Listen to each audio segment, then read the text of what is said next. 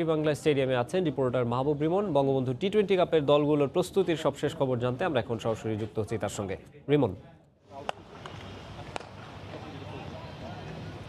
মিরপুর বলছিলেন বঙ্গবন্ধু টি-20 কাপে দলগুলোর প্রস্তুতির কথা। তবে আমি যদি বলি, করোনাকালে কিন্তু এমন দৃশ্যই প্রথম যে আবারও কিন্তু বিভিন্ন দল হয়ে অনুশীলন করছে। আপনি জানেন যে এর মাঝে 3 দলের প্রেসিডেন্টস কাপ হয়েছে, কিন্তু তখন দলগুলো কিন্তু ঐচ্ছিক অনুশীলন করেছিল আলাদাভাবে। কিন্তু এই মুহূর্তে মিরপুরের একাডেমি মাঠের যদি দৃশ্য বা চিত্রের কথা বলি, আপনারা স্ক্রিনে দেখতে পাচ্ছেন আসলে জেমকন খুলনা এখানে অনুশীলন করছে, পাশে অনুশীলন করছে গাজী গ্রুপ চট্টগ্রাম এবং এর পাশে মিনিস্টার গ্রুপ রাজশাহী। অর্থাৎ যেন ক্রিকেটারদের মিলন মেলা এবং ক্রিকেটারদের তারার হাট বসেছে এবং ক্রিকেটাররা কিন্তু সে ঐচ্ছিক অনুশীলনে নিজেদেরকে ঝালিয়ে নিচ্ছেন।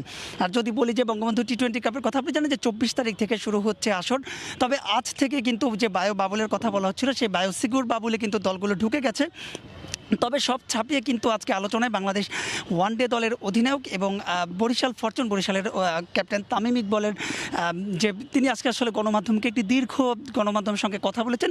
তিনি জাতীয় দল ছাড়াও বরিশাল নিয়েও কথা বলছিলেন। একটু আগে যে বলছিলেন বরিশাল টিম নিয়ে আক্ষেপ, সেটা তিনি আসলে ব্যাখ্যাও দিয়েছেন পরে, যে তিনি আসলে বলতে চেষ্টা করেছেন যে চাইলেই কিন্তু আরেকটু ভালো দল করতে পারতো। আপনি যদি বরিশালের টিমটা দেখেন, বরিশালের দল কিন্তু অধিকাংশ কিন্তু উদীয়মান ক্রিকেটার, সেটারও তিনি ব্যাখ্যা দিয়েছেন। যে তিনি বলছেন যে সবশেষ যে প্রেসিডেন্টস কাপে কিন্তু বেশ কিছু ক্রিকেটাররা এত বেশি ভালো করেছিল যারা কেউ কিন্তু আলোচনায় ছিল না।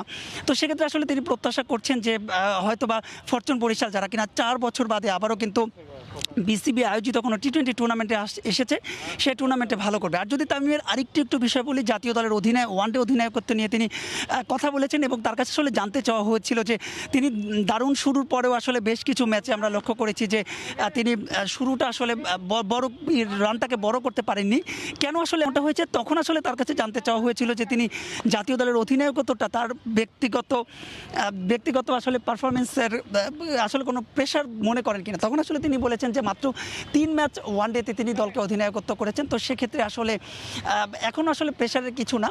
তো ম্যাক্সিমাম দলগুলোর অনুশীলন চলছে। এই ছিল আমার কাছে মিরপুর থেকে অনুশীলনের সবশেষ খবর। বঙ্গবন্ধু টি-20 কাপে অংশগ্রহণকারী দলগুলোর অনুশীলন খবর জানাতে আমাদের সঙ্গে মিরপুর থেকে সরাসরি যোগ দিয়েছিলেন মাহবুব রিমন।